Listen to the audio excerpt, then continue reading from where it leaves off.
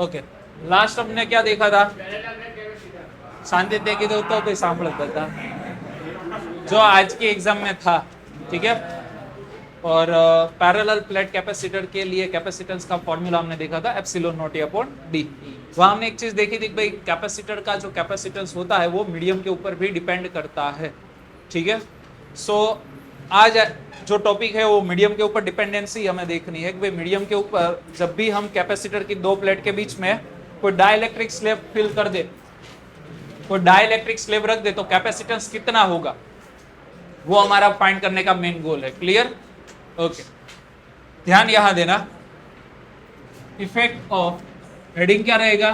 Effect of dielectric on capacitance.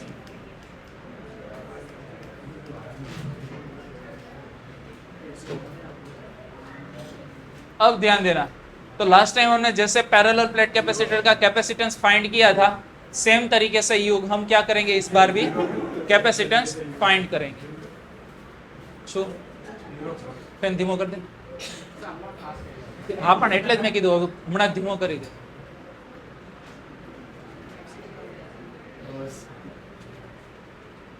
ઘરે જવું છે ઋષિ? તો પછી આંગળી મોઢા મારા એટલે બોલીશ નહીં। અને આમ બેસ,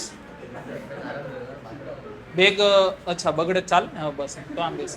ઓકે, એમાં શું છે પછી ગરમી થાય ખોટી એમ તમને લોકોને, એટલે થોડા સ્પેસ રહો ને એમ। चलो, effect of dielectric on capacitance. अब देखो लास्ट टाइम जैसे हमने पैरेलल प्लेट कैपेसिटर के कैपेसिटेंस का फॉर्मूला देखा था, उसमें एक चीज हमने देखी थी कि भाई हमारा जो भी कैपेसिटर का कैपेसिटेंस होगा उसका फॉर्मूला चार्ज अपॉन पोटेंशियल से ही निकलेगा। तो आज भी वही रहने वाला है, बट ये वाले टॉपिक में एक छोटी सी चीज हम रट के डायरेक्टली इंप्लीमेंट करने वाले हैं, तो उसको भी आपको वहां वैसे ही करना है। अदरवाइज आपको 2-4 थियरी और एक्स्ट्रा ऐड करनी पड़ेगी, तो वो कॉम्प्लिकेशन में हम नहीं जाने वाले हैं। तो मान के चलो हमारे पास यहाँ एक पैरेलल प्लेट कैपेसिटर है, उसकी ये दो पैरेलल प्लेट हो गई, इसको हम बोलेंगे पॉजिटिव प्लेट। एक प्लेट को क्या बोलते हैं? Positive plate. और दूसरी प्लेट को क्या बोलते हैं? Negative plate. तो मान के चलो इसके ऊपर कितना चार्ज है? प्लस क्यू चार्ज है। दूसरी प्लेट के ऊपर कितना चार्ज है? Minus Q charge. और इस प्लेट का एरिया इफ ए हो तो ऐसे केस में हम यहाँ बोलेंगे सरफेस चार्ज डेंसिटी कितनी है? Plus sigma. और इसकी सरफेस चार्ज डेंसिटी कितनी है? Minus sigma. अब इसके बीच में हम एक डाइलेक्ट्रिक स्लैब इंसर्ट कर रहे हैं, तो मान के चलो this is our dielectric slab. क्या है भाई? Dielectric slab. अब थोड़ा सा क्लियर होना चाहिए कि भाई हमारा जो दो प्लेट के बीच का डिस्टेंस है वो कितना है भाई? Small D. डाइलेक्ट्रिक स्लैब की थिकनेस डी जितनी या उससे कम दिख रही है? कम दिख रही है, देखो, क्योंकि हमने यहाँ थोड़ा सा स्पेस रखा हुआ है। बट ये वाली जो थियरी, उसमें याद रखना हमने जो डाइलेक्ट्रिक स्लैब की थिकनेस ली है ना, वो भी कितनी है? डी है। मतलब पूरा यहाँ कोई गैप है नहीं, बट मैंने गैप इसलिए दिखाया क्योंकि मुझे यहाँ थोड़ा सा, जब भी मैं कोई चीज इंडिकेट करूं तो वो आपको प्लेट से थोड़ी सी अलग दिखे, इसलिए तो मैंने गैप दिखाया हुआ है। बट याद रखना स्लैब की थिकनेस कितनी है? डी जितनी ही। क्लियर हुआ? ओके। अब देखो, जब हमने पोलराइजेशन वाला टॉपिक पढ़ा था तब मैंने एक चीज बताई थी, when we put any dielectric in external electric field, either उसमें डाइपोल इंड्यूस होगी या तो क्या होगी? डाइपोल होगी परमानेंट। वो सनी लियोनी वाला केस आपको पता है कि डाइपोल क्या होती है? इंड्यूस। ऑलरेडी डाइपोल है तो क्या होती है? पैरेलल टू फील्ड अलाइन हो जाती है। तो मान के चलो यहाँ dipole moment parallel to field align हो गई, तो कुछ इस तरीके से बनेगी। और ये जो एरो है वो क्या शो करता है? डाइपोल मोमेंट की डायरेक्शन। बट हमें पता है एडजेसेंट डाइपोल का positive charge and negative charge एक दूसरे के ऊपर क्या होगा? ओवरलैप होगा। तो उसकी वजह से ए वाला चार्ज पॉजिटिव नेगेटिव एक दूसरे की इफेक्ट को कैंसिल करेगा, यहाँ पॉजिटिव नेगेटिव एक दूसरे की इफेक्ट को कैंसिल करेगा।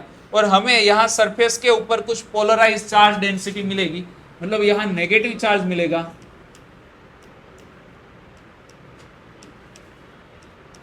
और यहाँ कौन सा चार्ज मिलेगा? पॉजिटिव चार्ज मिलेगा।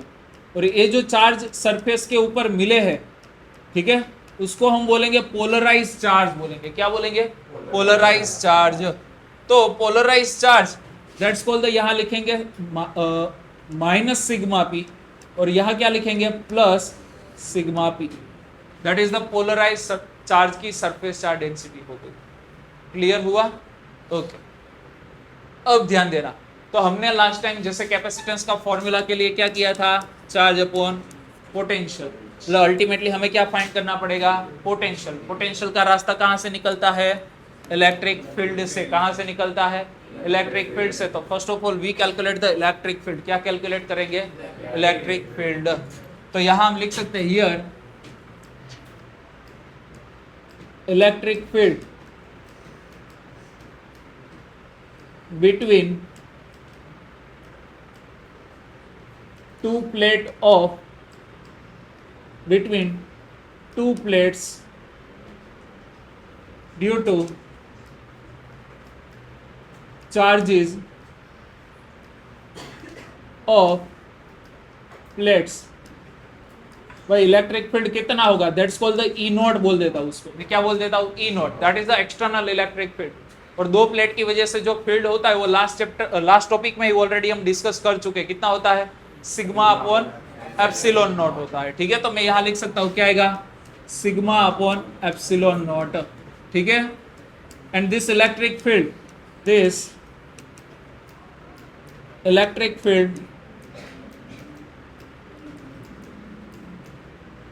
जनरेट या तो इंड्यूस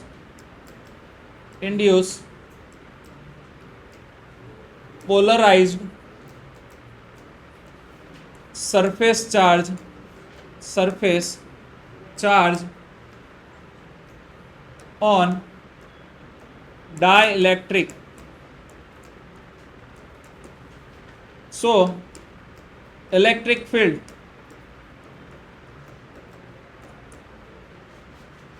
due to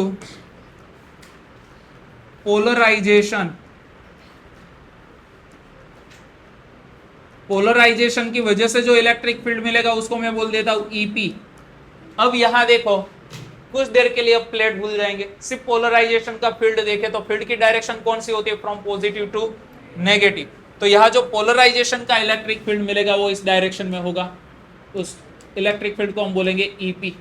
ठीक है, और अगेन पोलराइजेशन का इलेक्ट्रिक फील्ड भी कितना होगा, हमारे पास फॉर्मूला है ना, सिग्मा अपॉन एप्सिलॉन नॉट। तो वैसे ही देखो यहां दो प्लेट बन गई, पॉजिटिव नेगेटिव। रेड वाली पॉजिटिव मतलब पोलराइजेशन की एक प्लेट और एक पोलराइजेशन की नेगेटिव प्लेट। तो उसकी वजह से भी इलेक्ट्रिक फील्ड कितना होता है, sigma upon epsilon naught. But polarization का कितना है, सिग्मा पी है, polarize surface charge density. That's why क्या लिखेंगे, ईपी इज इक्वल टू क्या होगा, sigma P upon epsilon naught. So net electric field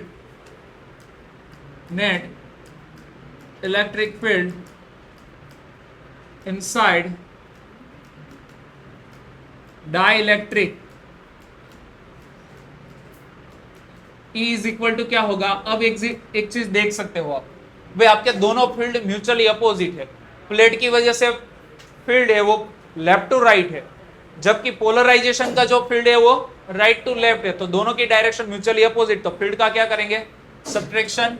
तो हमें यहाँ जो नेट इलेक्ट्रिक फील्ड मिलेगा वो एक्सटर्नल फील्ड माइनस क्या होगा, पोलराइजेशन का फील्ड। एक्सटर्नल फील्ड कितना है, sigma upon epsilon naught. Polarization का फील्ड कितना है, sigma P upon epsilon naught. Clear हुआ? सो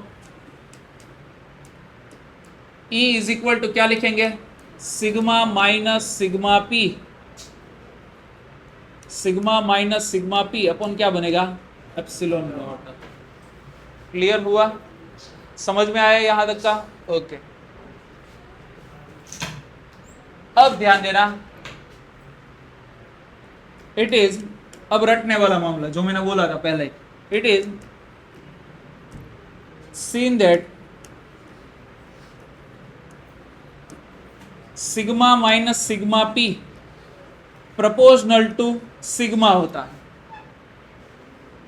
सिग्मा ऊपर का जो न्यूमरेटर है ना, सिग्मा माइनस सिग्मा पी, वो किसके ऊपर डिपेंड करेगा, सिग्मा के ऊपर। अब सिंपल सा लॉजिकली इसको समझे तो क्या बोल सकते हैं, भाई आपका जो डिफरेंस आया ऊपर का वो डिपेंड किसके ऊपर करेगा, एक्सटर्नल चार्जेस। भाई आपका देखो यहां हमारा जो है डिफरेंस है, यहां हम जब प्लेट के ऊपर जितना चार्ज ज्यादा रखेंगे उतना ही इसके ऊपर पोलराइजेशन कैसा होगा, स्ट्रॉन्ग होगा। That's why sigma minus sigma P किसके ऊपर डिपेंड करता है, हमारा जो एक्सटर्नल सरफेस चार्ज डेंसिटी है प्लेट के ऊपर का, उसके ऊपर डिपेंड करता है।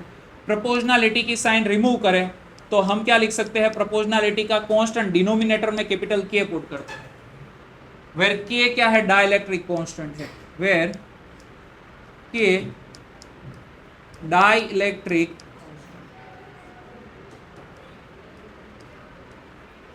कांस्टेंट है। क्या है भाई, के डाइलेक्ट्रिक कांस्टेंट है। मैंने बोला था कि रटने वाला मामला, बस इतना आपको रट ले, अदरवाइज आपको इलेक्ट्रिक ससेप्टिबिलिटी, ये सारी चीजें इसमें इंक्लूड करनी पड़ेगी, देन आप प्रूव करके हम डिटेल में जा सकते हैं, बट वो मामला हम नहीं करने वाले हैं। दैट्स वाई इतना याद रखो। क्लियर हुआ? So net electric field E is equal to क्या होगा, सिग्मा बाई के। देखो भाई, सिग्मा माइनस सिग्मा पी की जगह क्या लिखेंगे, सिग्मा बाई के, और यहाँ क्या आएगा, एप्सिलॉन नॉट। तो ये हमें क्या मिल गया, electric field. Now potential, potential difference V is equal to क्या है आएगा, इलेक्ट्रिक फील्ड इंटू डिस्टेंस होता है। इलेक्ट्रिक फील्ड कितना है, sigma upon k epsilon not into क्या लगाएंगे, डिस्टेंस d। तो मिल गया पोटेंशियल। अब क्या फाइंड करना है, and Q is equal to charge equal to क्या आएगा, सिग्मा इंटू ए। याद आ रहा है, surface charge density into area करे, ए क्या है, एरिया ऑफ प्लेट्स। ठीक है, तो चार्ज मिल गया। So capacitance C is equal to क्या आएगा, Q बाई V। Q की वैल्यू कितनी है, सिग्मा इंटू ए। V की वैल्यू कितनी है, sigma upon k epsilon naught, और इंटू यहाँ आएगा D। अब देखो सिग्मा सिग्मा कट, तो क्या मिलेगा, C इज इक्वल टू के epsilon naught A upon D। अब epsilon naught A upon D क्या था, लास्ट टॉपिक में पैरेलल प्लेट कैपेसिटर के कैपेसिटेंस का ही फॉर्मूला था, बट विदाउट मीडियम। जब मीडियम नहीं रखा है तो आप यहाँ क्या लिख सकते हो, epsilon naught A upon D। जब मीडियम रखा है तो K की वैल्यू पुट करनी पड़ेगी।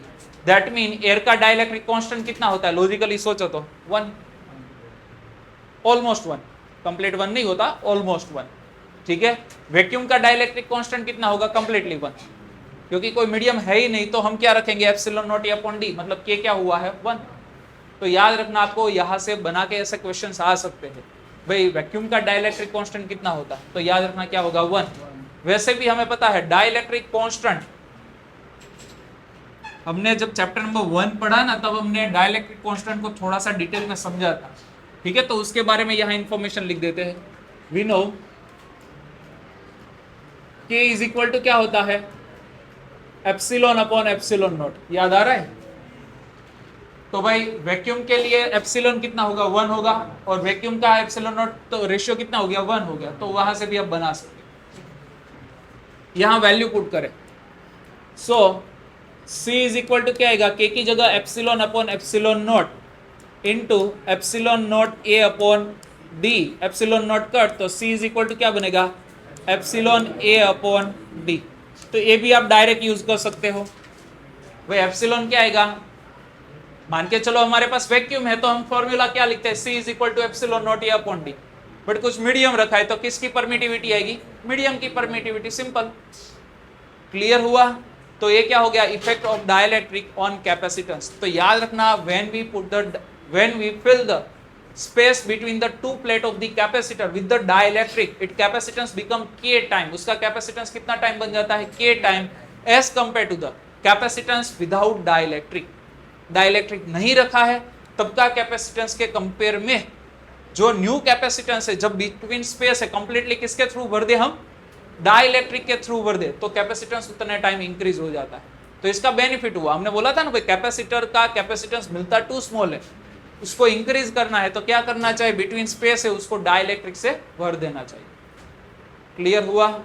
तो यहां से आपको एक हिंट मिल जानी चाहिए, जब भी कोई दो प्लेट है उसके बीच में हम क्या करें, किसी डाइलेक्ट्रिक को इंसर्ट करें तो कैपेसिटेंस क्या होता है, इंक्रीज होता है। क्या होता है, इंक्रीज होता है। बट यहां बिटवीन स्पेस को कंप्लीटली हमने भर दिया था, मे पॉसिबल पार्शियली भी भरे, हो सकता है ना कि भाई यहां तो हमने क्या किया कि भाई थिकनेस भी कितनी ली थी स्लैब की, D ही ली थी। मान के चलो आपने कंप्लीटली भरा नहीं है, आपने पार्शियली ही थिकनेस वाला रखा, मतलब डी से कम थिकनेस वाला स्लेब रखा, तो तब भी कैपेसिटेंस क्या होगा, इंक्रीज होगा, बट इतने प्रोपोर्शन में इंक्रीज नहीं होगा।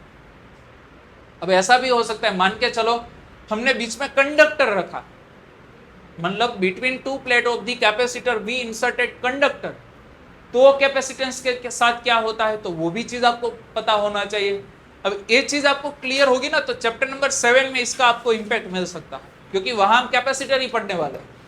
अब जब कैपेसिटर का कैपेसिटेंस चेंज होता है तो सर्किट में भी कुछ चेंजेस होते हैं।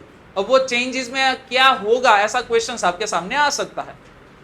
अब वो चेंजेस किस तरीके से पूछेंगे, भाई between two plate of the capacitor when we inserted any conductor what will happen with the electric bulb, electric bulb के साथ क्या होगा, वो ब्राइटन होगा, लेस ब्राइटन होगा, वो चीजें पूछ सकते हैं। मान के चलो हमने डाइलेक्ट्रिक स्लेब इंसर्ट किया, तो क्या होगा, ब्राइटन होगा, लेस ब्राइटन होगा, कोनो फर्क नहीं पड़ेगा भाई। क्लियर हुआ? तो उसके लिए आपको डाइलेक्ट्रिक के साथ जब भी हम डील करते हैं किसमें, between two plate of the capacitor, तो उस इफेक्ट में क्या चीजें हो रही है वो आपको पता होना चाहिए। हम देखेंगे आगे भाई, जब हम कंप्लीटली नहीं भर रहे स्लेब के थ्रू तो क्या होगा वो। क्लियर हुआ यहां तक का, समझ में आया? Okay, so this is the effect of dielectric on capacitors. अब हम देखने वाले हैं series connection of the capacitor and parallel connection of the capacitors. क्या देखने वाले हैं, series connection of capacitor and parallel connection of capacitor. बाद में मैं एक टॉपिक एक्स्ट्रा करवाऊंगा, वो टॉपिक आप अलग अलग मेथड से करवाऊंगा, जिसमें आपको एक इजी मेथड के थ्रू भी पता चल जाएगा। कोई भी complex network for the dielectric दिया हो ना, तो आप इजीली सॉल्व कर सकते हैं, इजीली।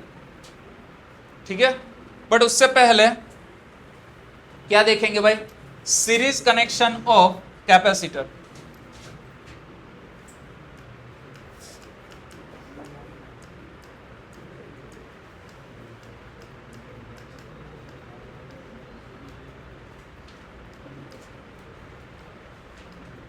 Two capacitors. अब ए वाली थियरी में कई बार आपको चेंज करके क्वेश्चन बनाया जाता है, आपकी बुक में दोनों चीजें इंक्लूडेड है, हम एक ही चीज के तौर पर करेंगे, आप अपने हिसाब से एड ऑन कर लेना। यहां क्या बोला है भाई राम भाई, series connection of two capacitors बोला। अब टू की जगह कई बार क्या बोला जाता है, 3 कैपेसिटर बोला जाता है। एंड देन आफ्टर आपको बोलेंगे भाई एन कैपेसिटर के लिए फॉर्मूला डिराइव करो, ठीक है, लिए रिजल्ट फाइंड करना है, बाद में एन के लिए अप्लाई करना। हमने क्या किया यहाँ 2 के लिए, तो जैसा 2 के लिए होगा सेम टू सेम आप क्या कर सकते हो, तीसरा कैपेसिटर ले सकते हो। सीरीज कनेक्शन में कई बार क्या होता है, हमें दिक्कतें होती है। आपने already series connection of resistance standard 10 में देखा है, क्या आया था, 2 रेजिस्टर है, एक का रेजिस्टेंस R1 दूसरे का R2, उनको सीरीज में कनेक्ट करें तो नेट रेजिस्टेंस क्या होता है, R1 + R2। तो वैसे ही हमें सीरीज कनेक्शन के लिए एक अलग यहाँ कैपेसिटर के कैपेसिटेंस का फॉर्मूला मिल सकता है। जैसे ही हम पैरेलल में 2 रेजिस्टर लगाए तो इक्विवेलेंट रेजिस्टेंस कितना होता है, 2 रेजिस्टेंस का R1 R2 अपन R1 + R2, या तो 1/R = 1/R1 + 1/R2। ये वाला दूसरा वाला इजीली याद रहता है, बट वो थोड़ा सा 2 रेजिस्टर के केस में टफ वाला भी याद रख लो। R = क्या होगा, R1 R2 अपन R1 + R2। जब आएगा तब मैं बताऊंगा क्या उसका इंपॉर्टेंस है। तो वहां जैसे हमने कनेक्शन बनाए थे वैसे ही कनेक्शन हमें कैपेसिटर के लिए बनाने। क्लियर हुआ, समझ में आया? ओके, आज એબ્સેન્ટીઝમાં કોણ છે, આમ એમાં શું છે, જગ્યા ચેન્જ થઈ ગઈ ને એટલે મુંડી ઓળખાતી નથી। આજે સરે જગ્યા સેટ કરી દીધી એટલે તમે બંને આજે અલગ છો। અજય સરે સેટ કર્યા ને, સ્માર્ટ। ચલો પછી અચ્છા તમે પણ અલગ થઈ ગયા, માહી, અચ્છા માહી અલગ થઈ ગઈ, એટલે એબ્સેન્ટ કોણ છે? તો એક શ્લોક, પછી કીર્તન। કીર્તનની ક્યાં જગ્યા છે? અચ્છા, પછી શ્લોક તારી બાજુમાં, સરસ। પછી હજુ કોણ એબ્સેન્ટ? ભાઈ ફિઝિક્સમાં આવે આવે છે, હા ચશ્મા વાળો, બરોબર। પછી ओके, हाँ एनी बेन पण। चलो, तो भाई 2 कैपेसिटर को इस बार हम सीरीज में कनेक्ट कर रहे हैं, ध्यान देना। लेट कंसीडर, भाई पहले लेट जाना है, ठीक है। Let consider two capacitor C1 and C2 connected in series as figure.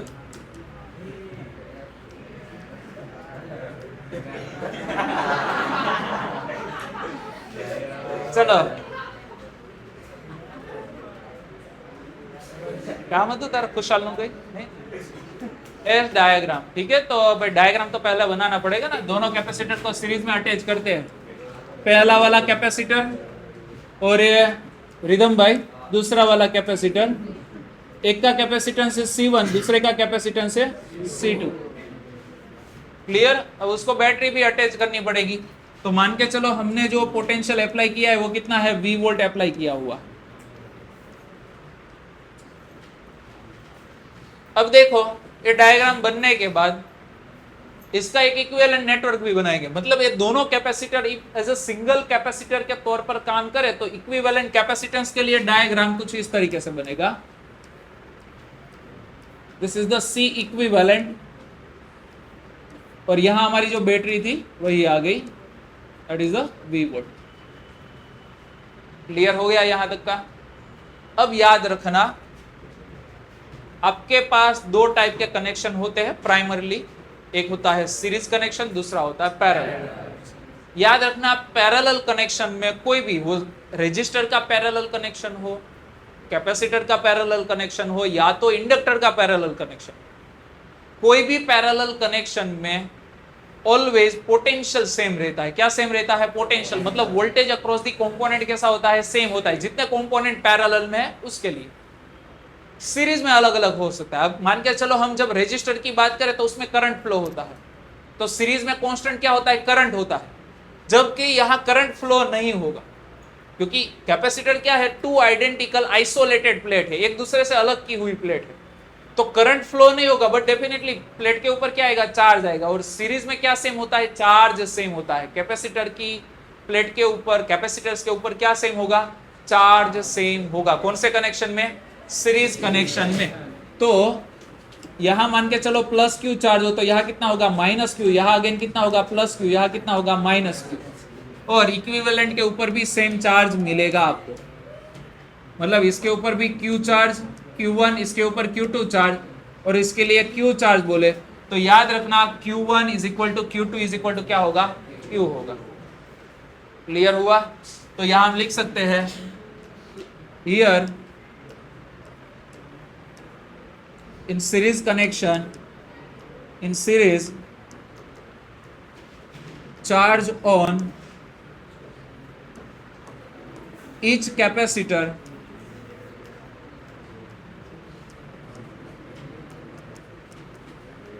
is equal। Charge change लिख दिया, कोई बात नहीं, चार्ज कर देते। Charge on each capacitor is equal होगा। So Q1 is equal to Q2 is equal to हम क्या लिख सकते हैं? मान के चलो हमने बोला Q। क्लियर हो गया यहां तक का। अब ध्यान देना for first capacitor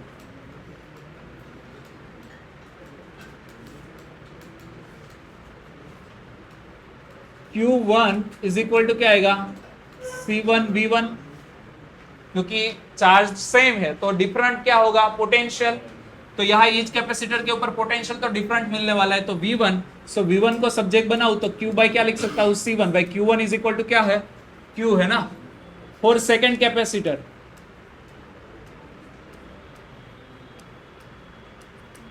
second capacitor के लिए बात करें तो क्या आएगा? V2 इज इक्वल टू क्या लिखेंगे? Q by C2। ठीक है। If equivalent capacitance of given combination of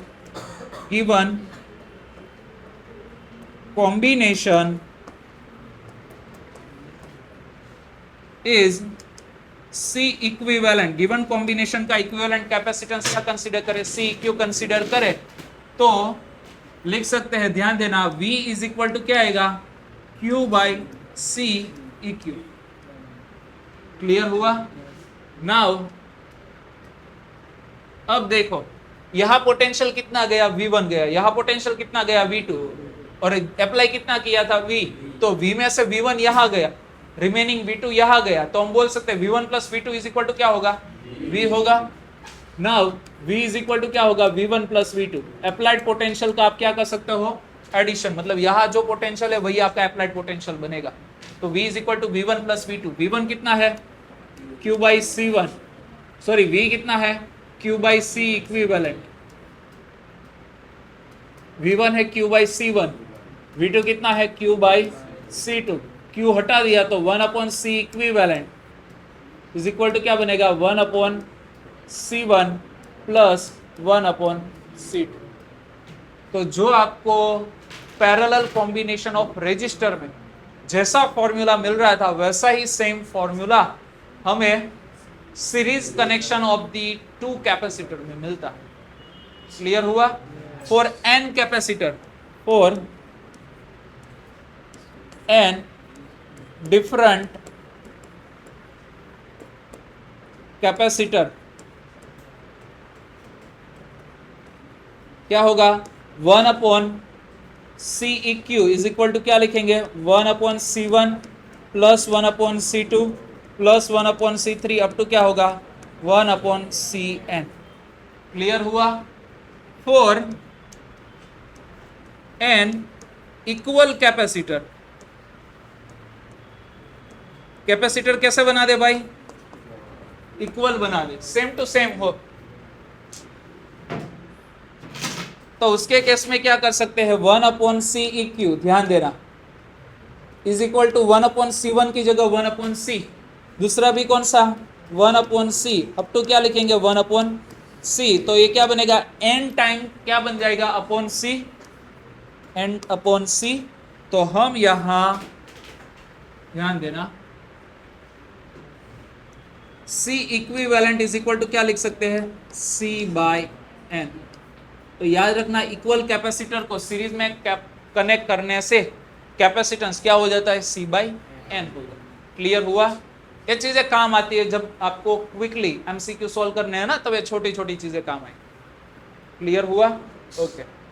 दूसरी चीज, फॉर सीरीज कनेक्शन, सीरीज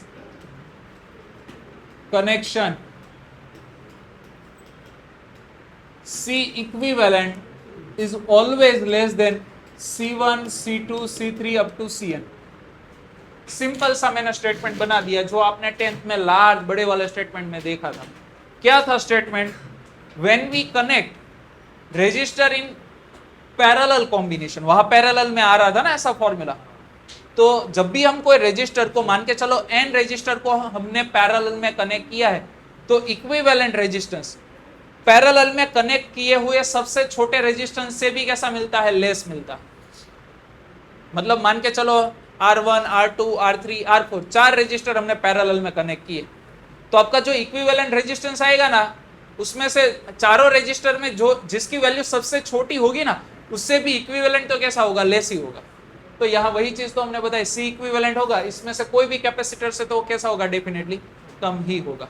तो याद रखना, when we connect the capacitor in series combination, circuit का कैपेसिटेंस क्या होता है, कम हो जाता है, लेस हो जाता है।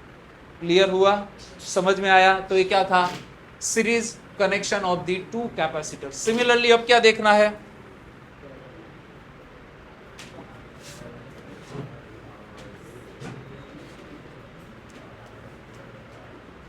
पैरेलल कनेक्शन या तो combination of two capacitor. Again वही चीज, आपको 3 का बोल रहे तो आपको 2 की जगह 3 के मेंशनिंग के हिसाब से आगे बढ़ना। क्लियर हुआ? तो मैं 2 कैपेसिटर को पैरेलल में कनेक्ट कर रहा हूं, मान के चलो this is the first capacitor, this is the second capacitor, उनको हमने पैरेलल में कनेक्ट किया है। देखो मान के चलो हमने उसको V वोल्ट की बैटरी के साथ कनेक्ट किया है। पहला जो कैपेसिटर है वो C1 है, दूसरा कैपेसिटर कौन सा है? C2 है। तो देखो दोनों के कॉमन टर्मिनल बैटरी में, दोनों के कॉमन टर्मिनल डायरेक्टली बैटरी में ही जा रहे हैं। तो पैरेलल में कांस्टेंट क्या होगा? वोल्टेज। तो C1 के अक्रॉस वोल्टेज कितना आएगा? जो बैटरी का वोल्टेज होगा वो V। C2 के अक्रॉस अप्लाइड वोल्टेज कितना आएगा? जो बैटरी का वोल्टेज है वही V आएगा। और इसका इक्विवेलेंट डायग्राम भी बना देते हैं। मान के चलो दोनों के कॉम्बिनेशन से इक्विवेलेंट कैपेसिटेंस CQ मिल रहा है और उसको हमने बैटरी V वोल्ट की है उसके साथ अटैच किया, तो ये हमारा डायग्राम बन गया। इसका सिंपल सा डिस्क्रिप्शन लिखना है। लेट कंसीडर, फिर से लेट जाते हैं, let consider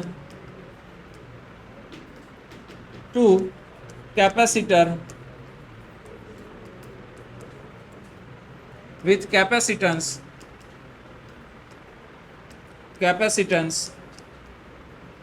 C1 and C2 connected in parallel as diagram। Clear हुआ? तो डायग्राम में जैसे बताया वैसे हमने दो कैपेसिटर को कौन से कॉम्बिनेशन में कनेक्ट किया है? पैरेलल। क्लियर हुआ? ओके। अब देखो इन parallel combination, in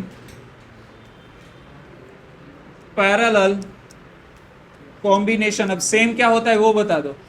combination potential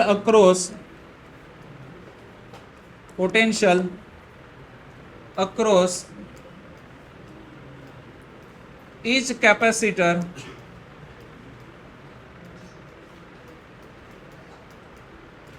is equal. सारे कैपेसिटर के अक्रॉस पोटेंशियल कैसा होगा भाई? इक्वल होगा। क्लियर हुआ? सो फॉर, अब देखो इस तो डिफरेंट क्या होगा? चार्ज होगा तो फर्स्ट कैपेसिटर के ऊपर चार्ज क्या आएगा? Q1। सेकंड कैपेसिटर के ऊपर चार्ज क्या आएगा? Q2। इक्विवेलेंट के ऊपर चार्ज बोल देते हैं C इक्विवेलेंट। क्लियर हुआ? सो दैट मीन कौन बळ करे છે?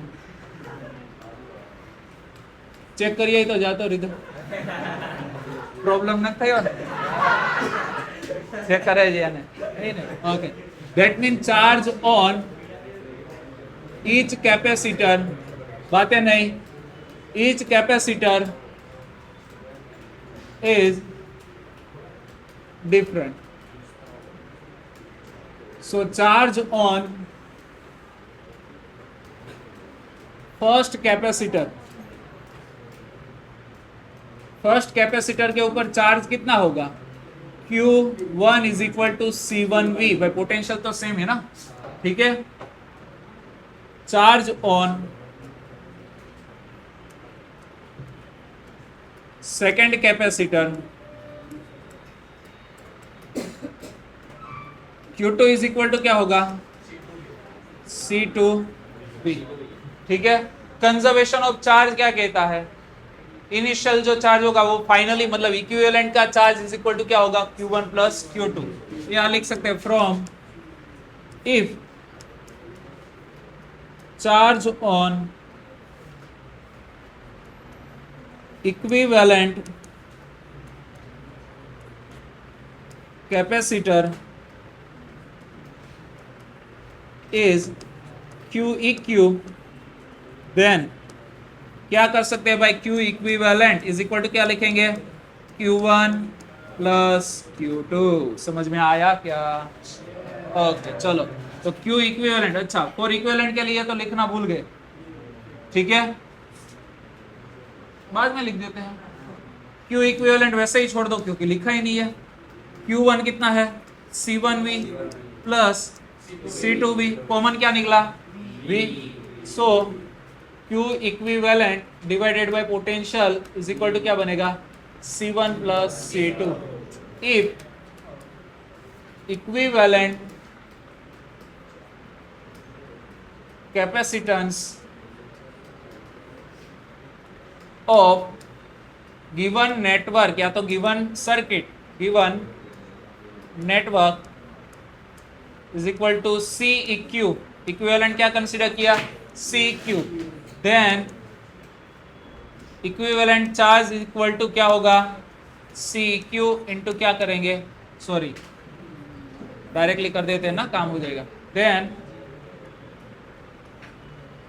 सी इक्यू इज इक्वल टू क्या होगा, चार्ज अपॉन पोटेंशियल, चार्ज कितना है क्यू इक्विवेलेंट अपॉन पोटेंशियल कितना है वी है, सो सी इक्यू इज इक्वल टू भाई रिदम क्या मिलेगा, C1 प्लस सी। क्लियर हुआ, हाँ बोलो, ओके। इक्विवेलेंट कैपेसिटेंस कितना कंसीडर कर लिया हमने, सी क्यू। सो ये तो कंसीडरेशन हो गया कि भाई दोनों जब capacitor as a single capacitor के तौर पर एक्ट करे तो ये सी क्यू मिलता है। We know the capacitance is equal to क्या होता है, charge upon potential.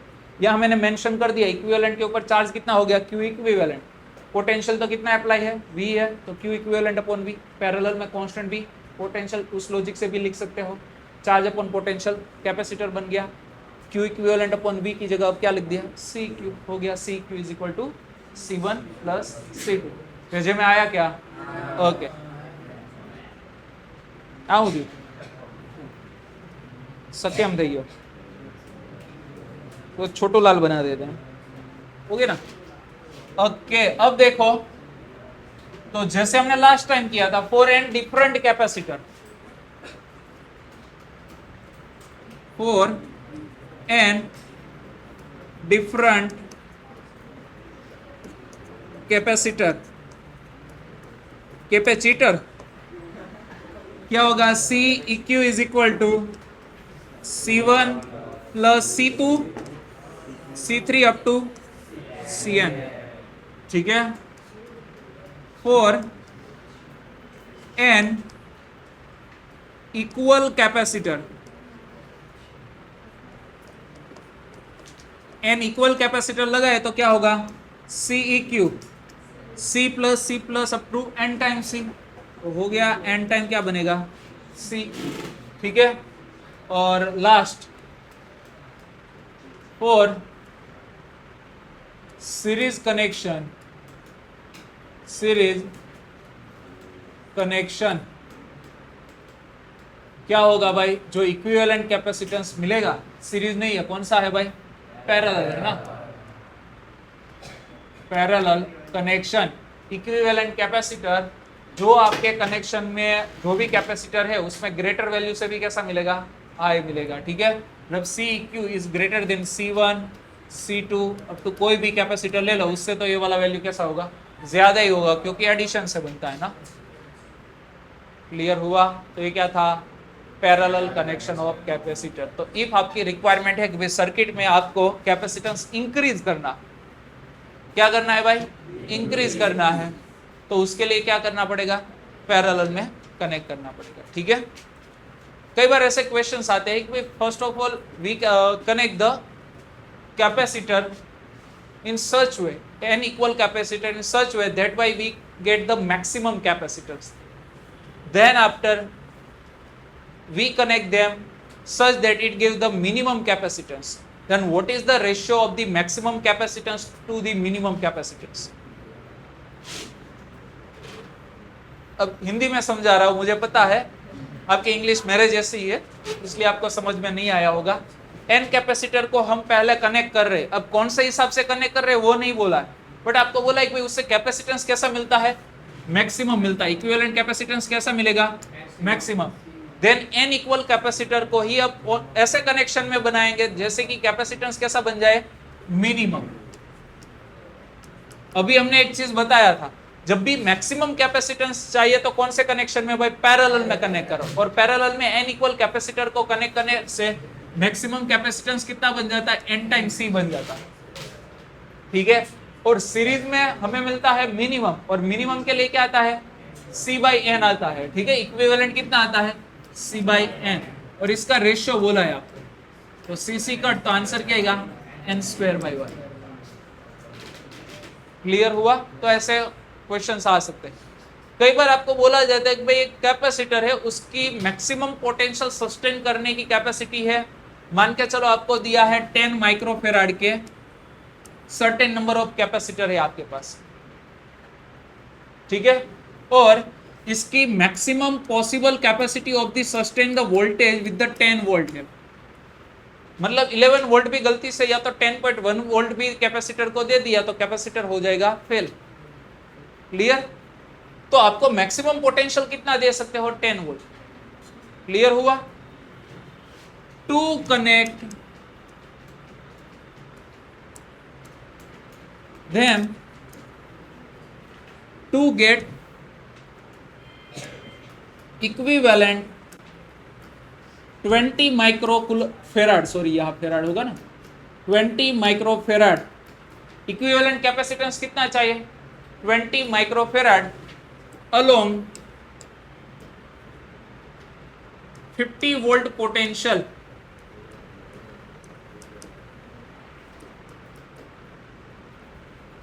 what is minimum number of capacitor required. चलो तो सॉल्व करो तो इसको, क्वेश्चन फिर से एक बार समझा देता हूं। 10 माइक्रोफेराड ईच कैपेसिटर का कैपेसिटेंस है। एक कैपेसिटर का कैपेसिटेंस कितना है? 10 माइक्रोफेराड। आपको जितने भी यूज करने वो कर सकते हो, बट आपको वैल्यू अल्टीमेटली तो नंबर ऑफ मिनिमम कैपेसिटर कितने चाहिए वो फाइंड करना है। ठीक है, अब 10 माइक्रोफेराड कैपेसिटर से आपको कितना पोटेंशियल चाहिए भाई? सॉरी, कितना कैपेसिटेंस चाहिए? 20 माइक्रोफेराड चाहिए।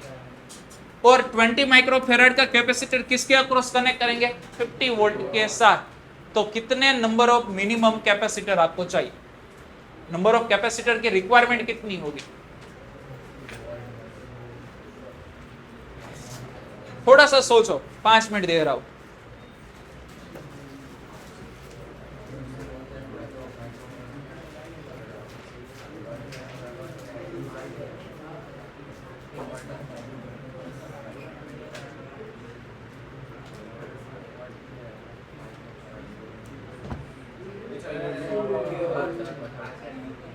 શું કરવાનું ભાઈ?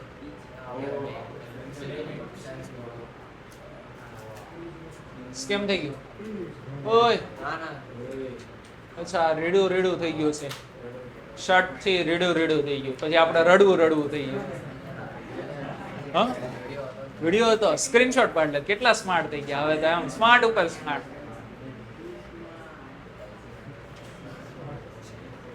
ગણેશ કાલે એનસીસી હશે ને? હા, ફરી વાર બોલ તો।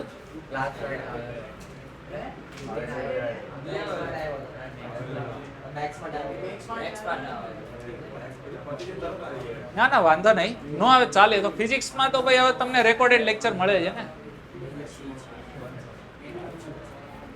મેથ્સમાં બંધ છે।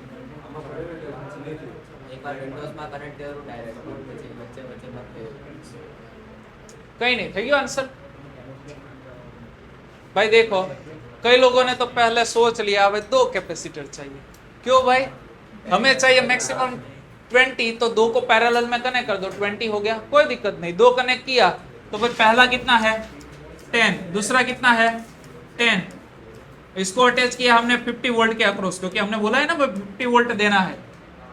पैरेलल में कांस्टेंट क्या रहता है? वोल्टेज। जैसे ही आपने वोल्टेज दिया तो उड़ जाएंगे। क्यों भाई? मैक्सिमम सस्टेन करने की कैपेसिटी तो 10 की है। क्लियर हुआ? तो ये लॉजिक नहीं चलेगा। अब देखो, हमें उतना तो पता है कि भाई हमें मैक्सिमम कितना देना है? 50 वोल्ट। सस्टेन करने की कैपेसिटी कितनी है? 10 की। तो हम क्या करें? 50 डिवाइडेड बाय 10 कर दे तो 5।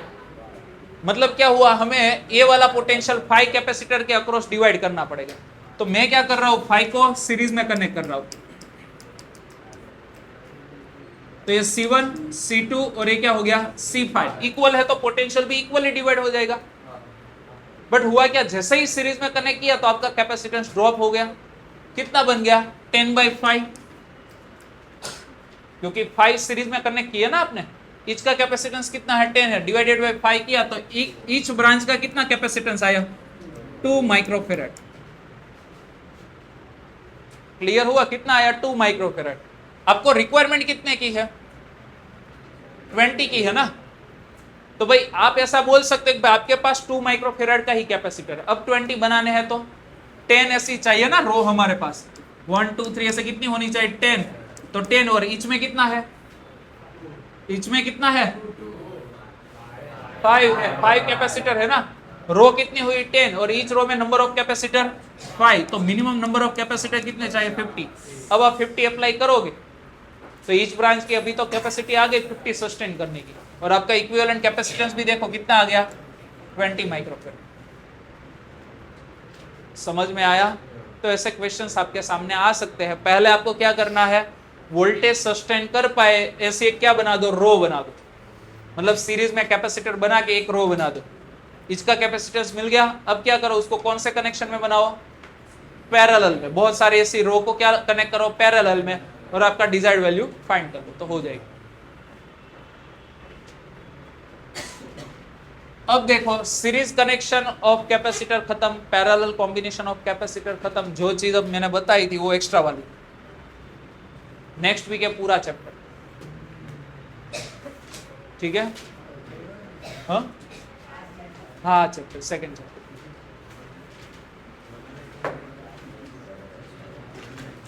अब देखो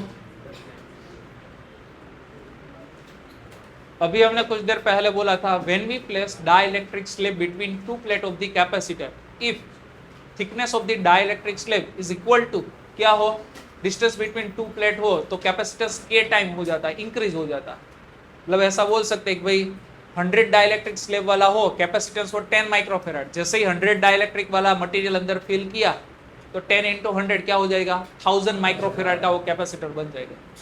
ठीक है, तो अब थोड़ा सा परसेप्शन चेंज कर रहे हैं, तो अब जो चीज है ना वो एक्स्ट्रा है, ध्यान देना।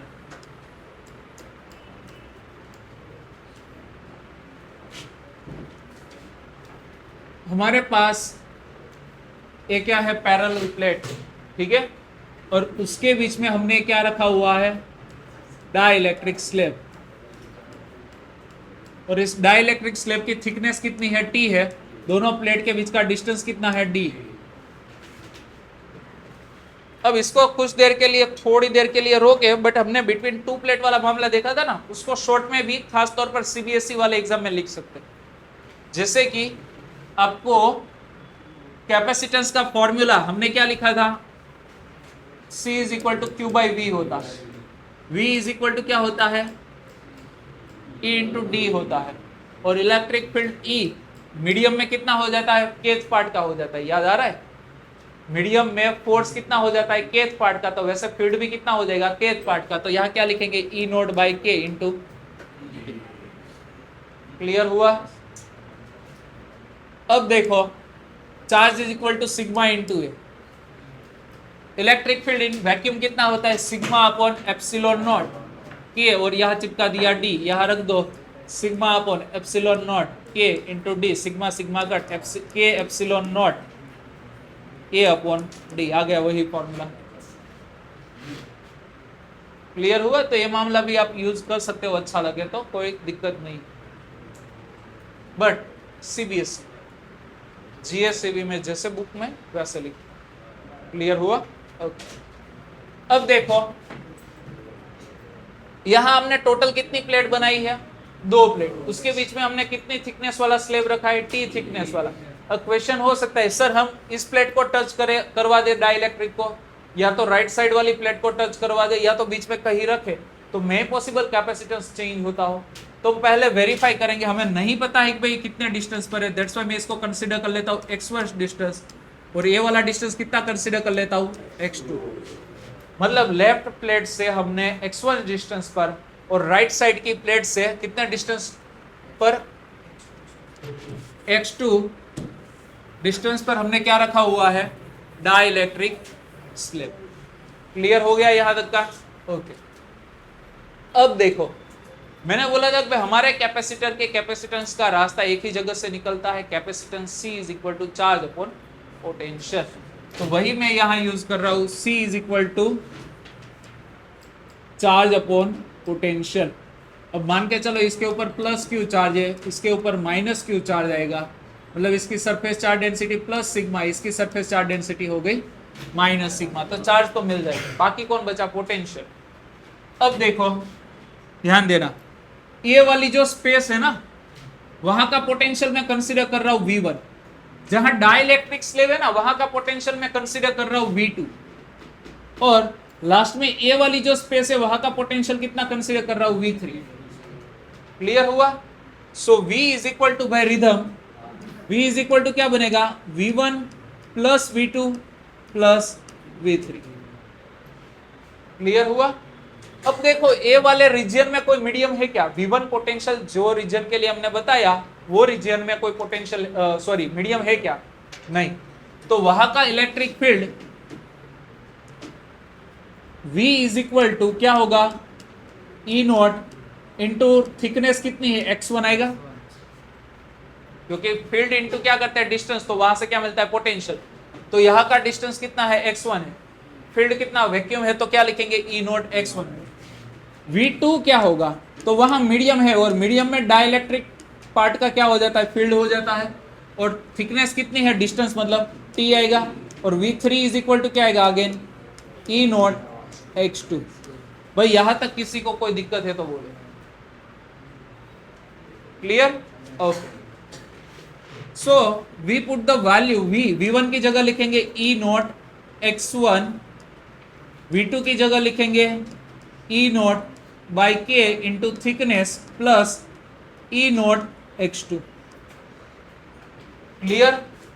फर्स्ट स्टेप और सेकेंड स्टेप, वैसे तो तीनों स्टेप में से E नॉट कॉमन निकलेगा, तो यहां लिख देते x1 प्लस x2 साथ में, और प्लस लिख देते हैं T। क्लियर हुआ? अच्छा T बाई के, सॉरी। क्लियर हो गया? अब देखो x1 plus T plus x2 कितना होगा, D, क्योंकि भाई देखो x1 ये वाला T और ये वाला x2, तो यहां लिख सकते हैं x1 plus x2 is equal to exactly होगा क्या, D माइनस T होगा। क्लियर हो गया? So V is equal to E naught की जगह लिखेंगे सिग्मा अपॉन एप्सिलॉन नॉट, क्योंकि वो तो हमें पता है। x1 प्लस x2 की जगह क्या लिखेंगे, D माइनस T, और प्लस क्या आएगा T बाई के। अब देखो यहां वैल्यू पुट करें तो चार्ज इक्वल टू तो हमें पता है सिग्मा इंटू ए होता है, दोनों वैल्यू पुट करें, सो कैपेसिटेंस Q की जगह क्या आएगा सिग्मा ए, वोल्टेज की जगह sigma upon epsilon not, D minus T plus T by के, सिग्मा सिग्मा कट तो क्या आएगा epsilon naught A upon D minus T plus T by के, ए वाला कैपेसिटेंस मिलेगा। अब सिंपल सा क्वेश्चन है, क्या इसमें कहीं x1 x2 दिख रहे? नहीं। तो आप कहीं भी डाइलेक्ट्रिक स्लेब रखो उससे फर्क नहीं पड़ता, बट बिटवीन टू प्लेट की स्पेस में होना चाहिए। क्लियर हो गया? तो एक कैपेसिटेंस का फॉर्मूला मिलेगा। अब इसको याद रखने का सिंपल सा तरीका है, आपके पास फॉर्मूला तो रेगुलर था epsilon naught A upon D. Clear? अब जैसे आपने स्टैटिस्टिक में 10th तक ऐसा न्यूमेरिक सोल्व किए हैं, पानी दे दो।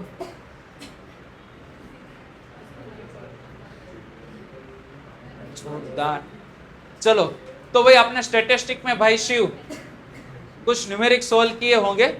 उस न्यूमेरिक में आपने देखा होगा कि भाई उसमें वो मीडियन और कुछ ऐसे अलग अलग रिपीटेड वैल्यू को क्या बोलते थे, मीन, मीडियन और मोड। हाँ, तो वो चीजें आप फाइंड करते थे, उसमें ऐसा बोलते थे कि भाई एक डिजिट गलती से ये वाला आ गया है, उसकी जगह ये होना चाहिए था, तो क्या होगा, ऐसे कुछ क्वेश्चंस होते थे। उसमें आप क्या करते थे, पहले तो जो गलत वैल्यू आ गई उसको हम पहले क्या करते थे, हटा देते, और एक्चुअल वैल्यू को क्या करते थे, ऐड करते थे। तो यहाँ भी वही हुआ ना कि भाई आपने डी थिकनेस नहीं है, हमारी तो थिकनेस कितनी है अब तो वैक्यूम वाली तो डी माइनस टी है, तो हमने माइनस टी किया, बट स्लेब तो रखा है ना, तो उसको तो करेक्ट करना पड़ेगा, तो प्लस क्या करेंगे, टी बाई के। क्लियर हो गया? तो इस तरीके से भी आप इस फॉर्मूला को मतलब डिराइव कर सकते हो। एक मेथड हो गई। दूसरी मेथड भी बताता हूं, वो सीरीज एंड पैरेलल के थ्रू निकलती है। अब देखो कितना नंबर छा, ओके, तो इसको आप एग्जाम्पल 2.8 में इंक्लूड कर सकते हो। और 2.8 आप खुद से ही करना है, मैं नहीं करवाने वाला। वहां आपको एक थिकनेस की वैल्यू दे दी है, वो यहाँ पुट करो, आपका सॉल्यूशन हो जाएगा। क्लियर? मतलब यहाँ तक का तो काम मैंने कर दिया, अब आपको उसमें जस्ट वैल्यू ही पुट करनी है। तो एग्जाम्पल 2.8 भी हमारा यहाँ हो गया खत्म साथ में। क्लियर? समझ में आया? ओके। अब देखो, मान के चलो यहाँ कंडक्टर रखा होता, क्या होता? कंडक्टर के लिए डाइलेक्ट्रिक कांस्टेंट कितना होता है? मैंने बताया था आपको, कितना होता है? इनफाइनाइट होता। तो आपको k की जगह इनफाइनाइट रखो, t बाई इनफाइनाइट क्या हो जाएगा? 0। तो याद रखना, when we put any slab between two plate of the capacitor, capacitance कितना हो जाएगा? Epsilon naught a upon d minus T हो जाएगा। क्या हो जाएगा? d माइनस टी, क्योंकि ये वाला पोर्शन तो निकल गया। क्लियर हुआ? समझ में आया? ओके, चलो अब इसको डिफरेंट मेथड से सॉल्व करते हैं, क्योंकि कई बार आपको ऐसे क्वेश्चंस होंगे। मान के चलो एक पैरेलल प्लेट कैपेसिटर दिया है, उसमें टोटल 4 पार्ट कंपार्टमेंट बना दिए। इसमें K1 डाइलेक्ट्रिक वाला मीडियम, इसमें K2, इसमें K3 और यहाँ K4। What is the equivalent capacitance of this network? या तो इसका कैपेसिटेंस कितना बनेगा? अब ऐसे क्वेश्चंस आपके सामने आए तो हम डर जाएंगे। तो बाद में वो मीम आता है ना अक्षय कुमार वाला, क्या होता है? दीदी डर गई, वही हो। ठीक है, तो ऐसे क्वेश्चंस देख के वही याद आ जाएगा। शिव, तू भी जितनो तो कंट्रोल થઈ ગયો, તારે કેમ આજે कंट्रोल बात જતું રહ્યું? कुछ याद आ गया? इसने तो और कुछ चलाया, प्यारी समझ गई। वो बूढ़ी आंटी आती है ना, बुढ़िया, हाँ प्यारी समझ गई। चलो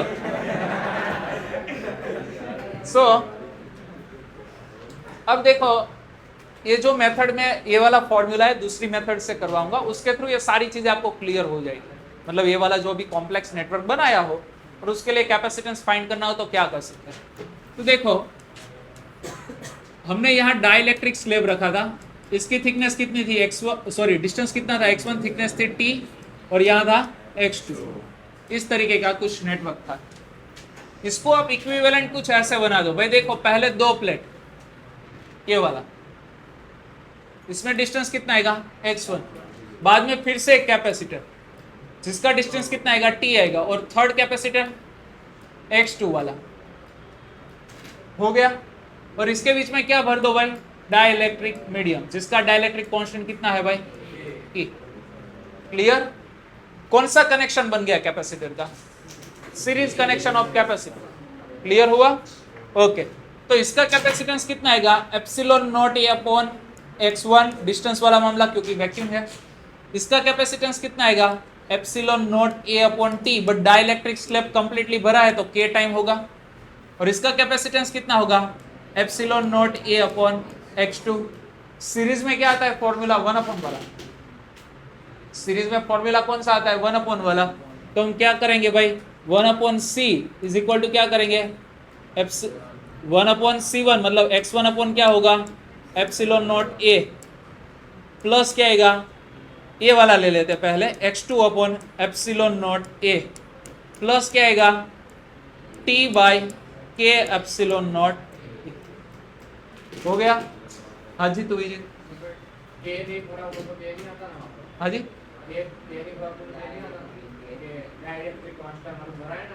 हाँ, तो आपने डाइलेक्ट्रिक रखा है तो मुझे रखना ही पड़ेगा ना। मीडियम नहीं है तो डायरेक्ट करो। तो मैं डायरेक्ट करूँ ही क्यों? क्योंकि मीडियम है ही नहीं। मैं डायरेक्ट लिखता है epsilon naught A upon D. मैं क्यों इतना लंबा चौड़ा खींचता? मीडियम है ही नहीं तो मुझे तो कुछ सोचना ही नहीं ना। जब मीडियम है तब दिक्कत है ना भाई। मैं सिंपल सी चीज बता रहा हूँ। मैंने एक मेथड से काम किया है, दूसरी मेथड से करवा रहा हूँ। देन आफ्टर आपको क्वेश्चन रहेगा तो पूछ सकते हो, कोई दिक्कत नहीं। बाकी तो आप देखो, यहाँ हमने सीरीज कनेक्शन बनाया नहीं है, हमने इमेजिन किया। भाई ये जो डायग्राम है उसको इक्विवेलेंट ऐसा डायग्राम आप बना सकते हो। दिखेगा तो ऐसा ही कैपेसिटर, बट मानेंगे ऐसा। क्लियर हुआ यहाँ तक का? ओके भाई गणेश बाबू। आने रिपेयर करना दो कल। अब देखो 1/c एलसीएम तो सेम आएगा ना, एप्सिलॉन नॉट ए, और x1 प्लस x2 तो वो तो हमें पता ही है क्या है भाई, d माइनस टी, क्योंकि बिटवीन टू प्लेट डिस्टेंस तो कितना है, d है ना, तो यहां क्या लिखेंगे, d माइनस टी प्लस क्या हो गया, t upon k epsilon not. Again अब एप्सिलॉन क्या एलसीएम चेंज हो गया, तो यहाँ k लाने के लिए, के एप्सिलॉन नॉट लाने के लिए ऊपर भी क्या करना पड़ेगा, k से मल्टीप्लाई करना पड़ेगा, तो फाइनली फॉर्मूला क्या बना, d माइनस टी के प्लस क्या हो गया t, और क्या हो गया के epsilon naught a, this is our 1/c। But हमें चाहिए था क्या, c चाहिए ना इक्विवेलेंट।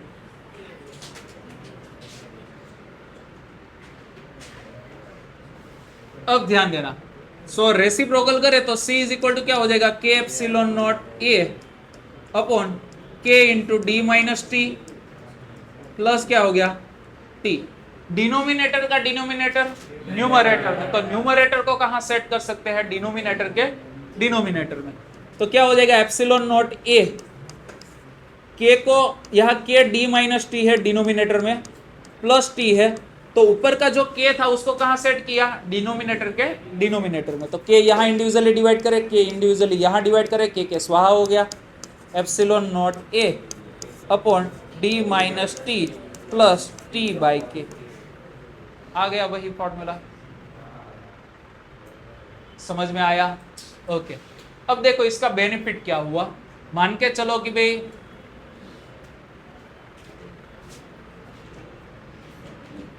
आपको कहीं ऐसा दिया जा रहा है कैपेसिटर, मतलब this is the parallel plate capacitor, जिसमें half space K1 dielectric slab वाले मीडियम से भरी है और हाफ स्पेस K2 डाइलेक्ट्रिक वाले मीडियम से भरी है।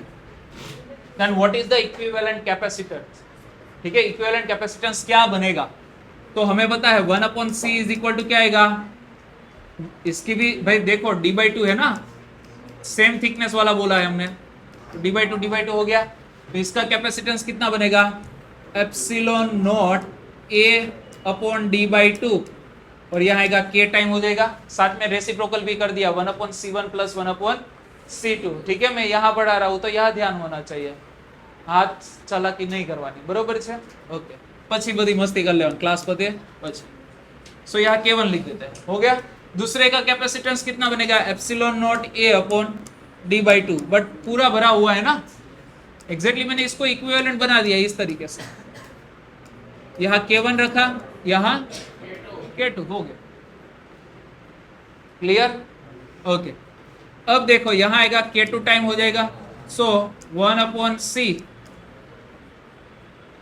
Epsilon naught a upon d, और साथ में यहाँ लिख दिया हमने 2, और यहाँ हो गया 1/k1 plus 1/k2, clear rhythm भाई।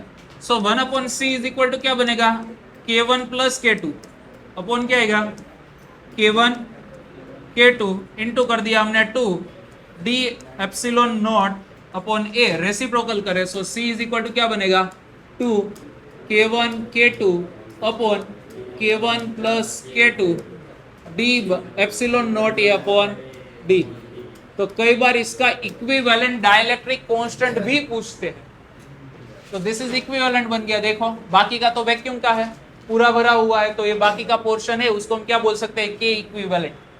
तो कई बार आपको बोल दिया जाए भाई what is the equivalent dielectric constant of given this two slab for the given combination, तो आप क्या कर सकते हो, 2k1 k2 upon k1 plus k2 apply कर सकते। क्लियर हो गया यहाँ तक का, समझ में आया, ओके। तो कुछ एक चीजें थी आपको क्लियर होनी चाहिए, ओके। कल हम देखो, उससे पहले आपको कुछ न्यूमेरिक बोल देता, वो सॉल्व करके आना जरूरी है। 2.7 तक के हो गए, कौन છે આ,